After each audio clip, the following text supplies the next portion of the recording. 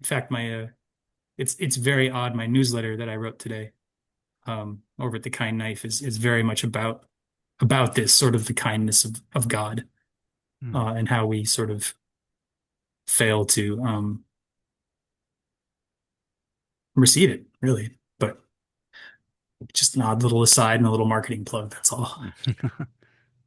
Yeah, I had thought of Jesus as saying only through me you can get to the Father, sort of exclusionary, but yet you're kind of pointing to it as an a reminder that there are wrong ways, and kind of in the maybe spiritual mystical kind of realms, it's easy to lose focus and to go off into sometimes narcissistic or sometimes just all kinds of your own kind of wanderings that may not be very fruitful. And he's kind of reminding you to get on to a better path.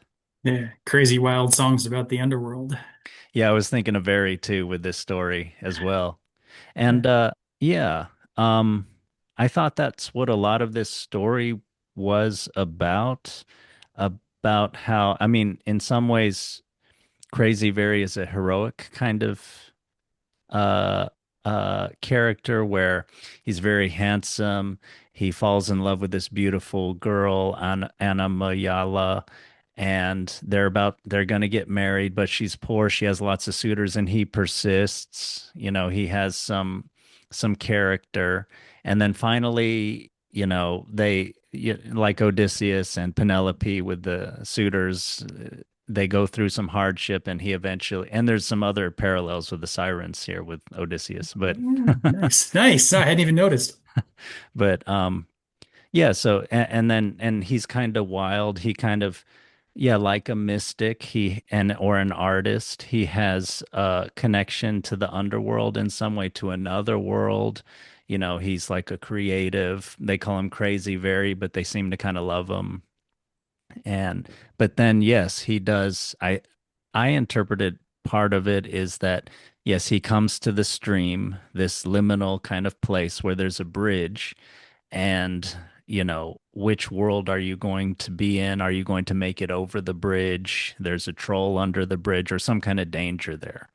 And as you were kind of pointing out, he starts to hear the little hint of the music, and he starts to go into it more and more. And there's a paragraph in the story where there's a circular kind of movement. He hears it and he listens more closely, and then it's more loud.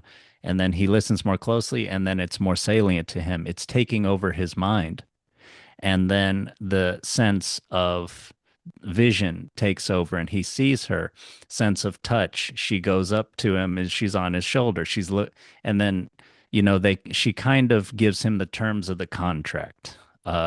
So are you sure? You know, there's sort of this immediate charming attraction, this ferocious wanting to be with her, with each other maybe.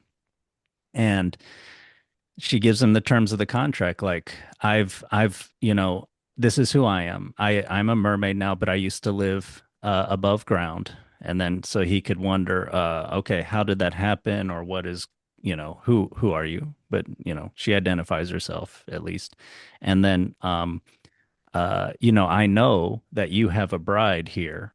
Are you, you know, you're going to forget her? Are you prepared to do that? She gives him all the terms of the contract, but as you pointed out, she kind of like stares at him in the eye too. So there's a sort of Medusa kind of thing going on, maybe. So, but I thought of that whole thing, that whole progression, as yeah, this is Crazy Very. His strength is his imagination, his spirit, but not necessarily his ability to reason, to to differentiate, to understand what is the types of decisions you have to make, the bridges you should cross, the bridges you shouldn't cross, the paths you should take, and so forth.